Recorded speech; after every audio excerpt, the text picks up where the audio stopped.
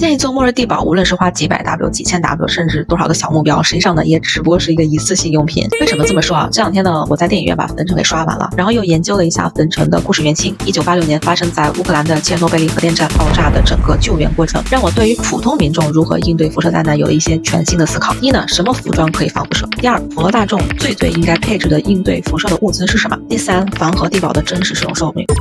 救援人员的服装呢，我觉得是焚城最大的槽点。里面救援人员穿的是防化服，并不是防辐射服。真正的防辐射服呢，一定是含有铅或者是类铅的金属材料。即便是40年前的切尔诺贝利救援人员呢，也要用铅板护住身体的关键部位，而且每次呢，也只能在现场工作2-3分钟就得出来全身清洗一遍，然后再进去。即便这样，大部分参与救援的人呢，也没有活过40岁。所以，面对绝对超标的辐射量面前，一切穿戴都不能够实现100%的防护。所以普通民众应对辐射危机最有用的，实际上就是辐射监测仪。一旦监测到辐射量超标的环境，就要迅速跑路，这个才是症结。